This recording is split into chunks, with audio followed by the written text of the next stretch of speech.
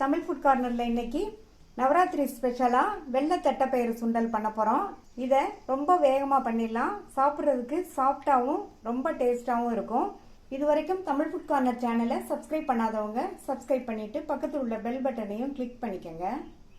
Evening time ஸ்நாக்காகவும் சாப்பிட்டுக்கலாம். இப்போ எப்படி பண்ணுறதுன்னு பார்க்கலாம். 1/2 கப் வெள்ளை தட்டைப்பயிறு எடுத்திருக்கேன். இதை வந்து காராமணின்னு சொல்லுவாங்க. 100 கிராம் அளவுக்கு இருக்கும். இதை இந்த பவுலில் சேர்த்துட்டு நல்லா வாஷ் பண்ணிவிட்டு 7லேருந்து 8 மணி நேரம் ஊற வச்சுக்கலாம். 8 மணி நேரம் ஊற வச்ச தட்டைப்பயிரை இந்த கடாயில் சேர்த்துட்டு தேவையான அளவு தண்ணி சேர்த்துருக்கேன். இந்த தட்டைப்பயிரை வேக வச்சுக்கலாம். இப்போ தண்ணி நல்லா கொதித்து தட்டைப்பயிறு வேக ஆரம்பிக்குது. இந்த ஸ்டேஜில் இதுக்கு தேவையான அளவு உப்பு சேர்த்துட்டு நல்லா ஒரு தடவை கலந்து விட்டுறலாம். இந்த தட்டைப்பயிரை 8 மணி நேரம் ஊற வச்சதுனால இந்த மாதிரி ஓப்பன் பாத்திரத்திலேயே வேகமாகவே வெந்துடும்.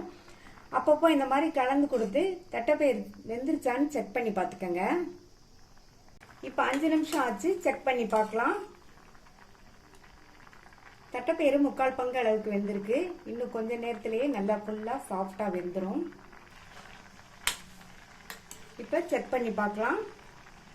தட்டைப்பயிறு நல்லா சாஃப்டாக வெந்துருச்சு. இந்த மாதிரி சாஃப்டாக வேக வச்சுக்கோங்க.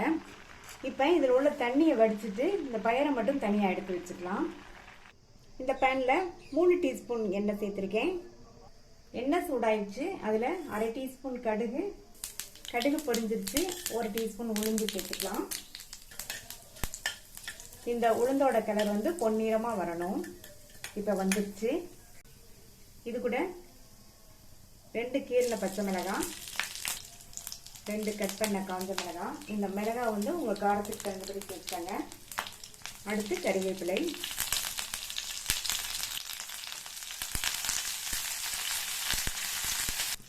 இது கூட 1/4 டீஸ்பூன்ல பாதி பெருங்காய பவுடர் சேர்க்கிறேன். இந்த மாதிரி பெருங்காய பவுடர் சேர்த்தா வாசமா இருக்கும். அடுத்து வேக வச்சு வடிகட்டின இந்த தட்டைப்பயிரை சேர்த்துட்டு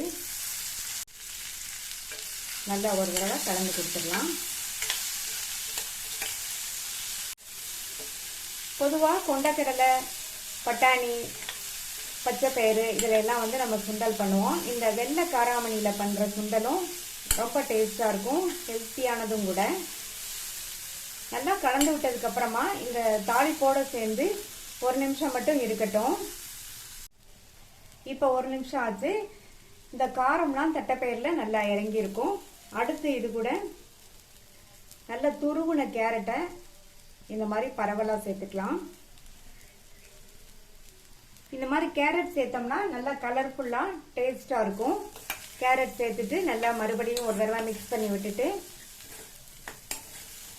இதில் 1/2 டேபிள் ஸ்பூன் தேங்காய் துருவல் சேர்த்துக்கலாம். தேங்காய் துருவல் சேர்த்துட்டு மறுபடியும் நல்லா ஒரு தடவை இந்த மாதிரி கலந்து கொடுத்துட்டு ஸ்டவ் ஆஃப் பண்ணிடலாம். நல்ல சுவையான ஹெல்த்தியான வெள்ளைக்காராமணி சுண்டல் ரெடி ஆயிடுச்சு. நீங்களும் இந்த டேஸ்டான சுண்டலை ட்ரை பண்ணி பார்த்துட்டு உங்கள் கமெண்ட்ஸை சொல்லுங்கள். தேங்க்யூ.